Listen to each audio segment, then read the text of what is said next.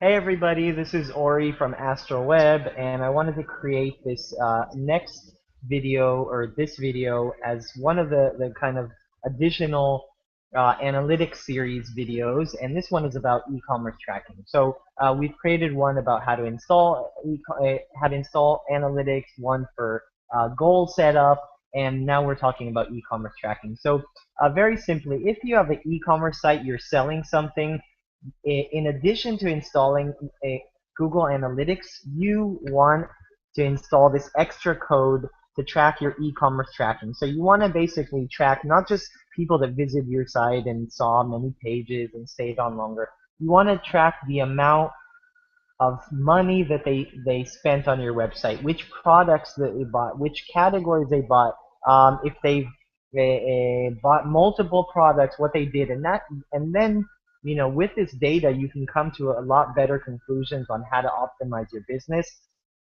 what to spend more money. Maybe your paid ads are working very good and they're worth spending more money on. Maybe your SEO, maybe your social media, maybe return customers are what you need to spend more time on. And adding this extra functionality is really going to help. So basically, sorry, I just want to check that the screen sharing was on. So the first thing you need to do is after you have a website and you have everything set up, you want to go to google.com's analytics developer section, and it's basically this page, and I'll share it. It's developers.google.com/analytics/devguides collection, GAJS, basically Google Analytics JavaScript, and then tracking e-commerce. And you want to read this to actually how to implement it. And I'm going to explain very shortly, and I'll be happy to answer any questions you may have in the comment section.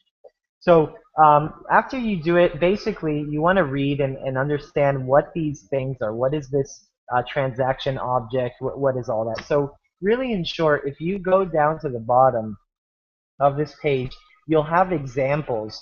And so what you need to do, and let's take this recommended asynchronous syntax. What you need to do is in your code on your shopping cart, if it's a Magento or if it's any kind of big commerce or a scroll cart or any of those OS commerce, what you want to do is on the specific template in the specific area of where your shopping cart controls where a successful order has been placed, you want to add this code. You want to add this script, this JavaScript right here to the code. And I'm just going to explain it very quickly, the idea, and then, it's pretty simple. The first few lines basically set up what account. So this should be replaced with your user ID.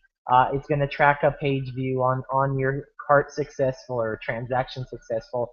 And here, this is the add transaction. So here's where you want to actually include things like what is the ID, maybe the SKU of the transaction, or the ID of the transaction. What is your name? What is the pricing, the tax, the shipping, all these numbers that help kind of get more data later. Where is maybe the shipping address? What is the information you want to include?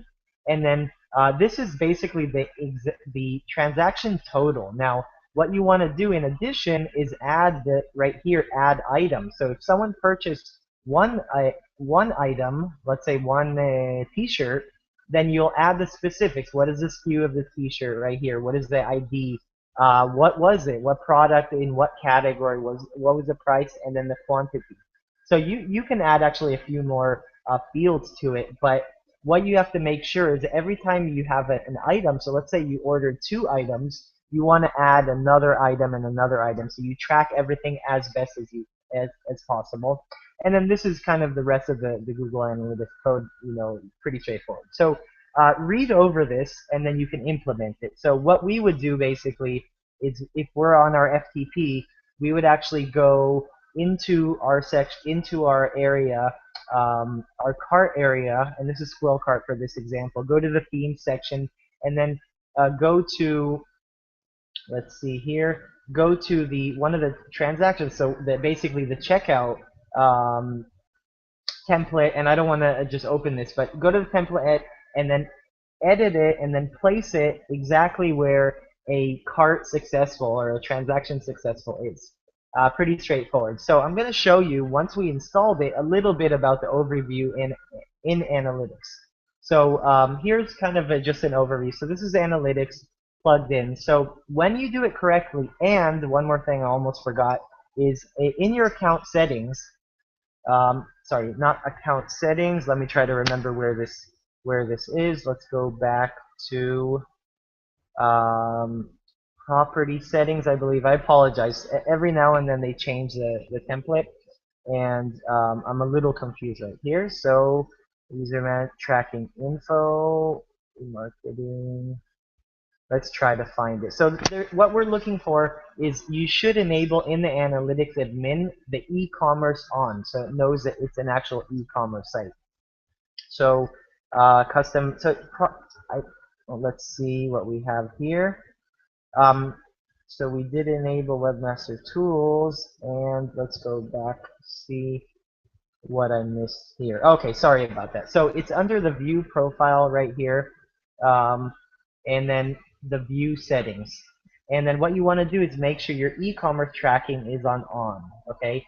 Also, in addition, you always want to enable AdWords, the AdWords connection, linkage, and also your Webmaster Tools, and that always helps, especially with AdWords if you want to monitor kind of the e-commerce tracking between AdWords. So let's go back. And when you go back to reporting, in the conversion section on the bottom, you have an e-commerce tab.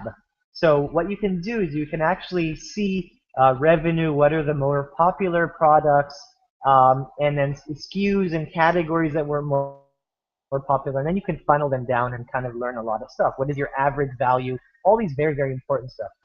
But I want to even take it further. And you're basically looking at the last 30 days of what the actual average of everything is. But averages of all of your sources, people who know about you that went to your website directly, or people that came from Facebook, or people that came from Google+. So you don't want to average too much stuff. So what you want to do as a simple thing is you want to segment them into different sections and figure out what are your more important avenues that you can improve, or what are the ones that are not doing good that you can actually either spend less money or time or spend more and optimize them. So I'm going to go here to the traffic sources and all traffic. And if you enabled e-commerce, you should have another button or tab, I don't know how you call it, right here called e-commerce. So if you notice, now I have all of my sources, and then I have Google Organic, Direct, Yahoo, and then paid ads. And you can see which ones are worth more. What is the worth of each? What am I making the most money on? So in this case, it's Google Organic, the SEO, traffic. How many transactions? What is my average value in my e-commerce tracking conversion rate? And you can see that, for example, Yahoo has a much higher conversion rate than on Google SEO. So, why is that? Let's try to research. Can we get more traffic from Yahoo? What is it doing better? What are the products that people are buying on Yahoo, and on and on. And these are still low numbers, but getting data and understanding better is really important. So you can even take it further. Let's take a look at the keywords that people typed in to actually purchase. So let's sort it out by transaction. You can see that, just for example here, that someone typed in reading glasses and the actual prescription they wanted, and they actually bought from me.